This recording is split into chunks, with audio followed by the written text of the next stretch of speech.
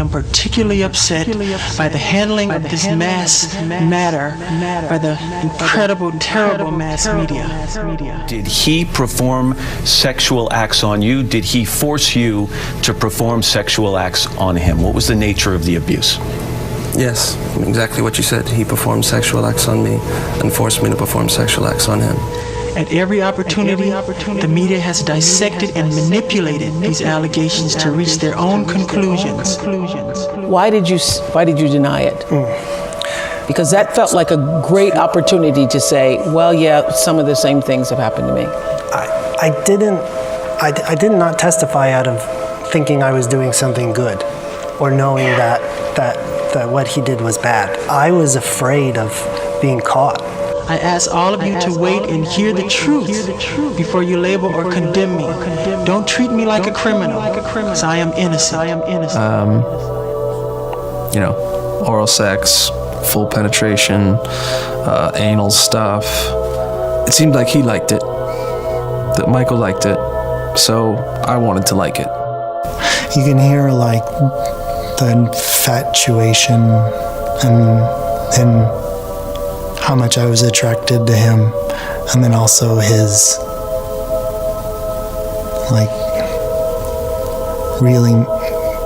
his attraction to you, sort of like making you feel special. I know that you're afraid. You're afraid of us. I don't know the future. I didn't come here to tell you how this is going to end. I came here to tell you how it's going to begin. The Neverland boy rumors, the surgery stuff, the being in his business, calling him a weirdo, and he couldn't do anything. He was a man that was full of joy, but he gave the joy to the world. Michael Jackson, from the time he was that big, did nothing but perform. Right. No life, no kid life, no nothing. So to him, hurting a child, he'd rather hurt an adult if he was going to hurt somebody. He would never hurt a child. This is the last person in the world, because to him, they were the only people that understood him. Keep in mind that until a trial and until somebody has evidence, the nature of the evidence is what matters, not the seriousness of the allegations. Until somebody has some, you shouldn't believe a darn thing because you don't know. When you have somebody who's recognized as quite possibly the single most famous person in the world, and clearly the most recognizable person in the history of modern times. He's been treated like dirt. Michael was much more than a man of song and dance. Michael was a heart that beat for the love of humanity. All-time best-selling albums in history of the Guinness Book of World Records. Overnight, they called me a freak. They called me a homosexual. They called me a child molester. They said I tried to bleach my skin. They made everything to turn the public against me.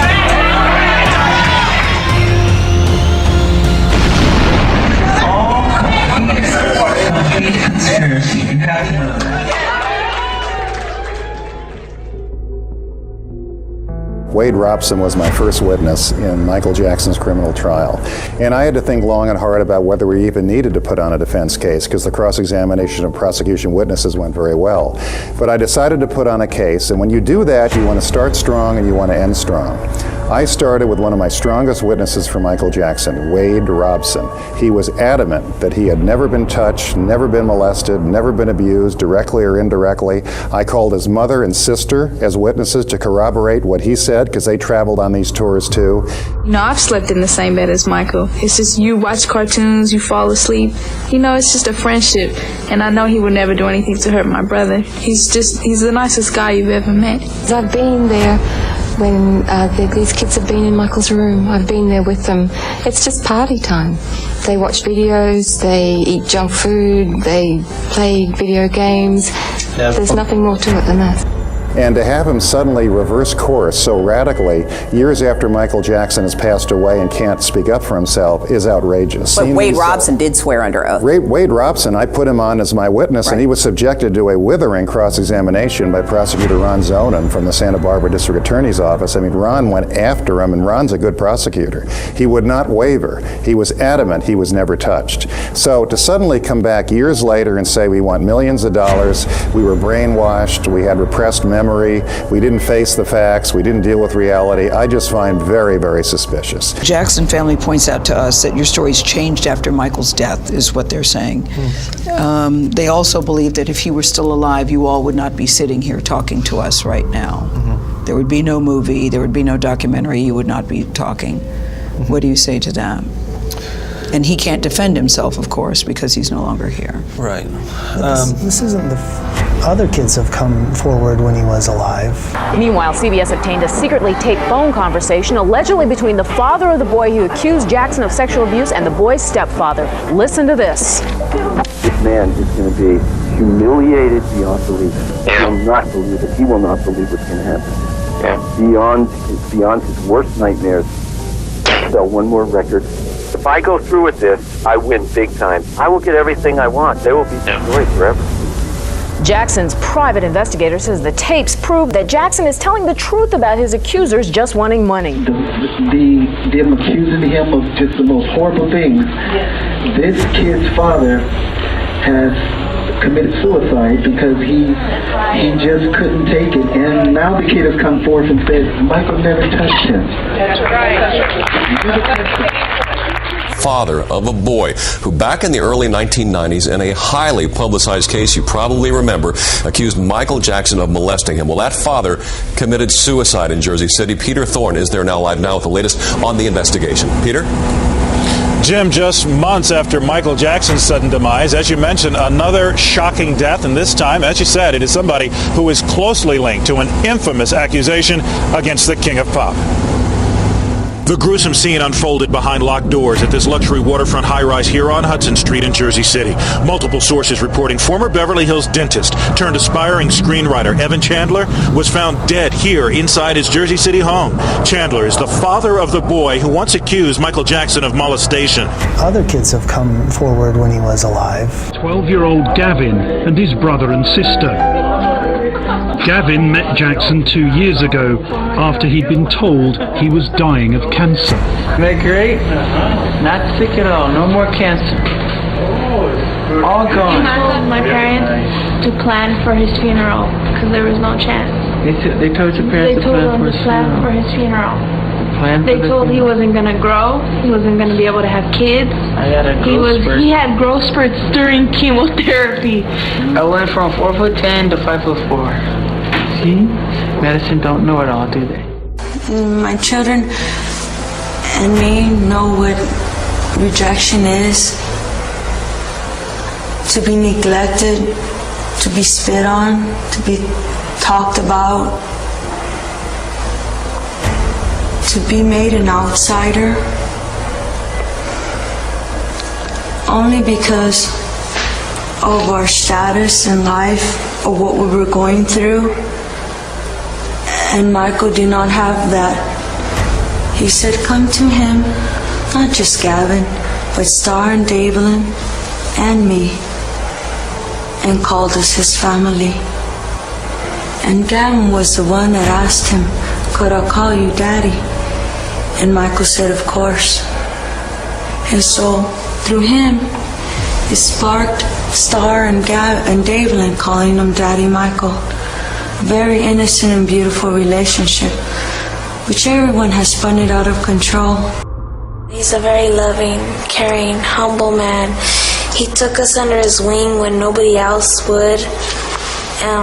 He didn't turn us away like all the people were doing. And he gave my brother the extra little spark he needed in his mind, because my brother was to the point where he couldn't even move. He couldn't even talk. And he gave my little brother so much. And the Arvizo family suddenly have decided that Michael had molested Gavin. Gavin came to Michael and said, Michael, could we sleep in your room tonight? And Michael looked at me and says, I don't know, I think you better ask your mother. Oh, we already asked our mother. She says, sure, no problem. I'm like, no, this is something's odd. This is not right. And then as I was about to go tell Gavin that he cannot sleep in Michael's room, Michael says, okay, I have a solution for this. You have to sleep in the room with me. The 2 children slept on the bed, and Michael and I slept on the floor. Very interesting, Robin, in all of these pages, hundreds of pages, many, many hours of investigation, going to the Philippines, going to Chicago, going all over the country. There's not one scrap of evidence that Michael Jackson ever harmed a child, did anything wrong, committed any crime. It's almost a vindication when you look at this. The FBI looked at all of these matters and said, there's nothing here. Other kids have come forward when he was alive. If you're saying that there's a lot of predators in this industry. It's a many-feathered bird. You said that there was one gentleman in the industry who did not take advantage of you.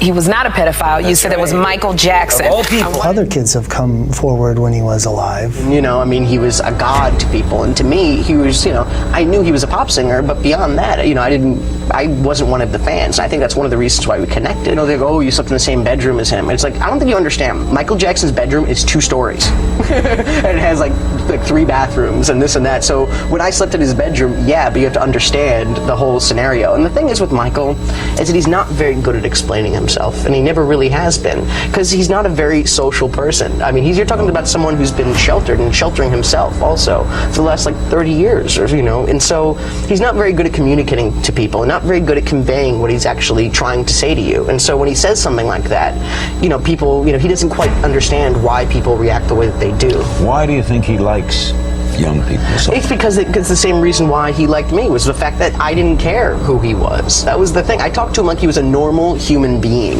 And that's what, and kids do that to him, because he's not, he's Michael Jackson, the pop singer, but he's not the god of, the king of pop or anything like that. He's just, a guy who's actually very kid-like himself and wants to go out there and wants to play video games with you. Video games with you. Video games with you. Video games with you. Video games with you. Video games with you.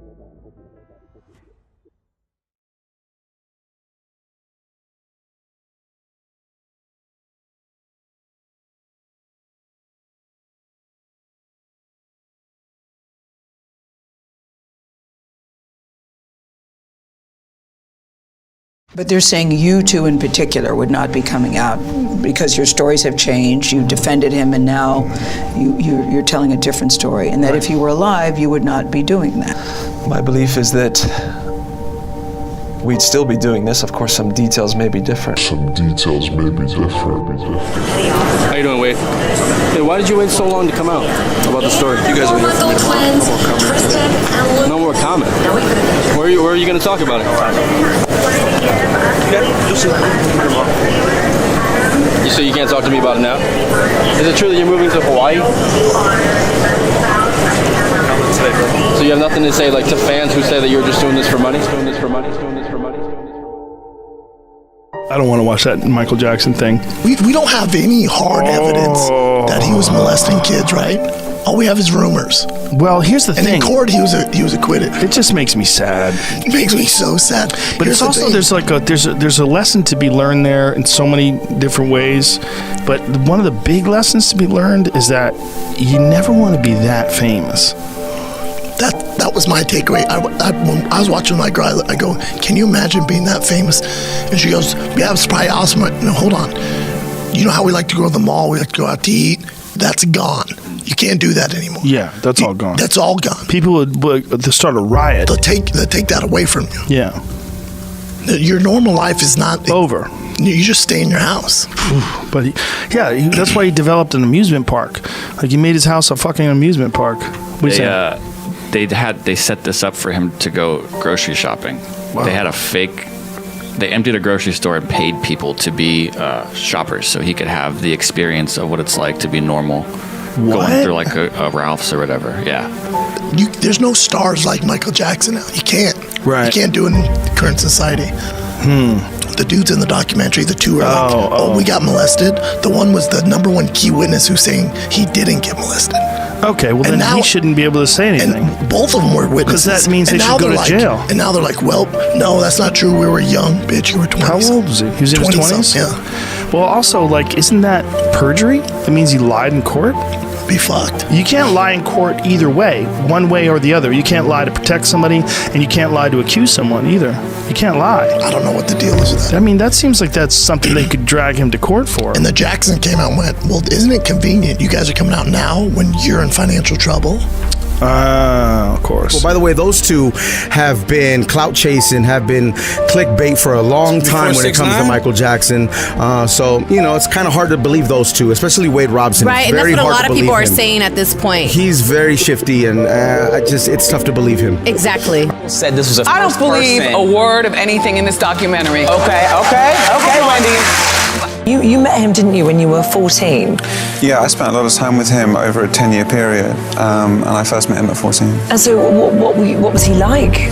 Well, he was extremely humble, very sweet, very funny, very, very sincere, and just had a very, very gentle, kind energy about him. I spent a lot of time at Neverland. He invited me to Neverland. When you hear these ridiculous claims that Neverland was supposed to be some kind of place to lure people in, it's just outrageous. I've seen it for myself. And, you know, the second time I went, you know, I actually, I really broke down and cried because I saw all the beautiful things he was doing for, you know, underprivileged people, children, folks of all ages, and it just really broke my heart that, you know, we live in a world where someone who has nothing but kindness and goodwill to offer can be so deliberately misinterpreted and made out to be a monster. And I thought, you know what, this will never get exposed. Can you understand why people might see it as a strange thing to do as a grown man, to invite sort of younger children to come over and stay?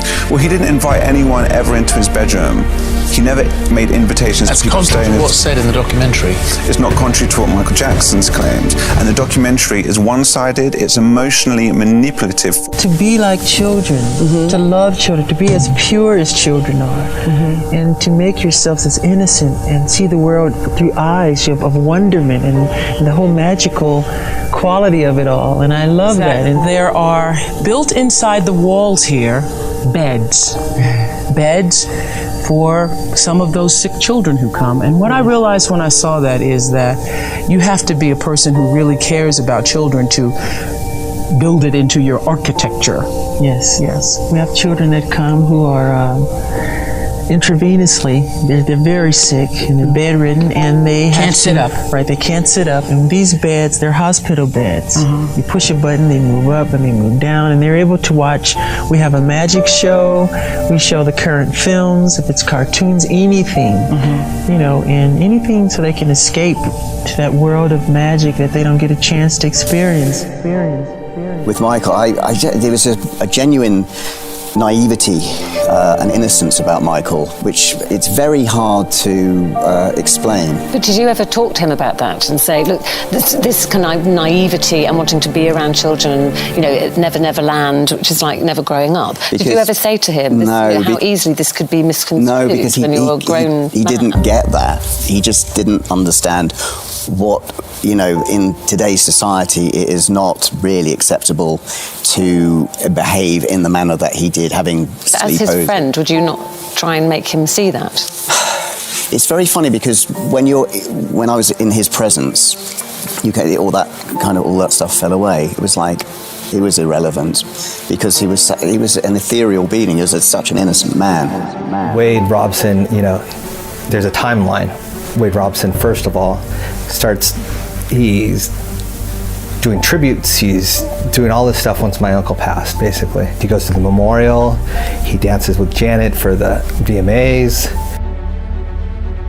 He calls So You Think You Can Dance 24 hours within 24 hours of my uncle passing, pitching a tribute show. You know, this is stuff that's not out there, but Wade was up for the Circle A job, you know, as director, lead choreographer.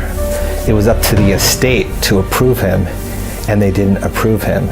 And so he ended up starting to write a book, a tell-all book about being sexually abused that he hid from everyone, but that he started trying to get a publisher for and try to get paid for. And when no publisher would pick it up, that's all of a sudden when he comes out publicly with this abuse claim. But Wade and James are not making any money off this documentary.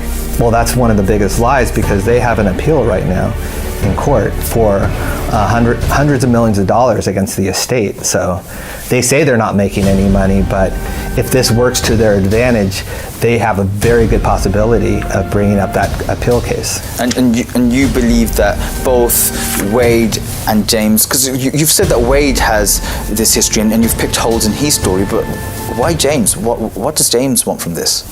Well, they're both have the same lawyer. First of all, James discovered that he was abused after seeing Wade on Matt Lauer.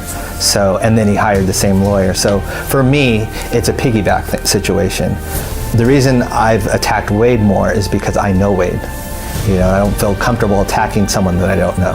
He dated your cousin, was it? He dated my cousin for over 7 years, and it's really interesting because they left that out of the story, and he dated her during the time period that supposedly he's getting molested by my Uncle Michael, which I think is ridiculous, especially since my Uncle Michael was the one that basically brought them together. And so it throws off the whole narrative, you know, of Michael Jackson wanting him only for him, or Michael Jackson taught him to hate women.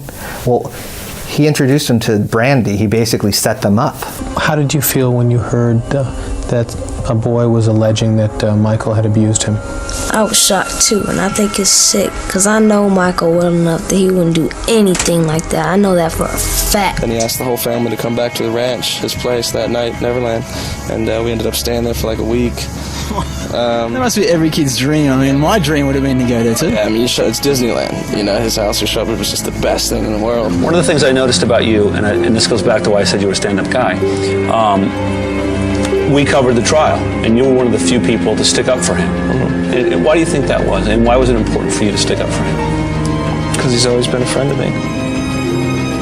That's what you do for friends, you tell the truth. Man. What are you doing now besides raising your child that you now have? Yeah, things have changed since then, raising a boy.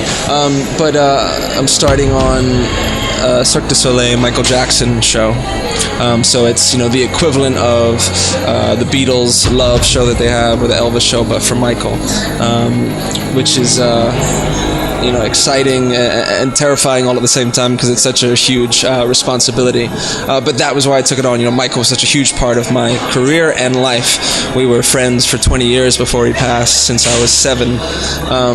So it's an opportunity for me to give back a little bit to his legacy. It's such a big part of his legacy, and to make sure as much as I can that it's done right and that it really represents his essence. And Mr. Robson has adamantly denied under oath and in numerous interviews over the past 20 years that Michael Jackson ever did anything inappropriate to him. Now he wants us to believe that he committed perjury at least twice and has been lying to anyone and everyone about Mr. Jackson since the early 1990s so he can file a claim for money. Mr. Robson's transparent lawsuit comes nearly 4 years after Michael passed. His claim is outrageous and sad. Jermaine Jackson, Michael's brother, said Wade Robson is full of, and then used an expletive. What's your response? I understand completely how hard it is to understand this. That being said, if you're going to be accused, you're going to say you defended Michael Jackson while he was alive because he was good for your career, and now that he's gone, there's an opportunity here to sue his estate. He can't defend himself and get money. Why didn't you go to the lawyers and do this quietly and try to settle make some kind of a deal? Right. I understand how confusing it is to understand, you know, how hard it is to understand. I get that. But all it takes is a little bit of education into child sexual abuse and realizing how unfortunately typical my scenario is. The trauma and the psychological effects of child sexual abuse last for so long. You know, I had no understanding of this until up to just over a year ago, and I'm just at the beginning of my healing process. I'm sure I'll be dealing with this for the rest of my life.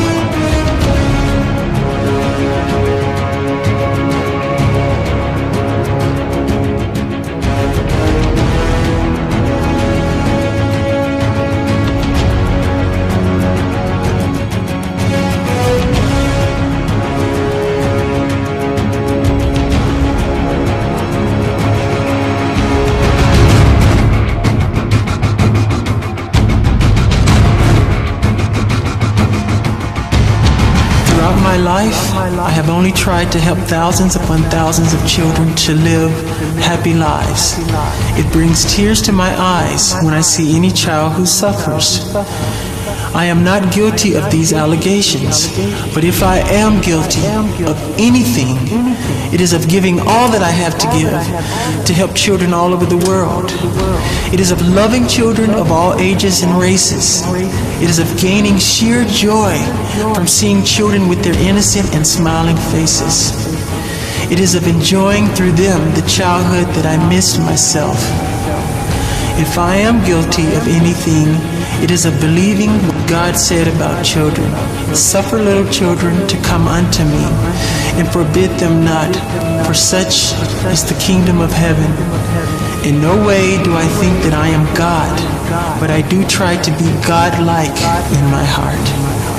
I am totally innocent of any wrongdoing, and I know these terrible allegations will all be proven false. Again, to my friends and fans, thank you very much for all of your support. Together, we will see this through to the very end. I love you very much, and may God bless you all. I love you. Goodbye.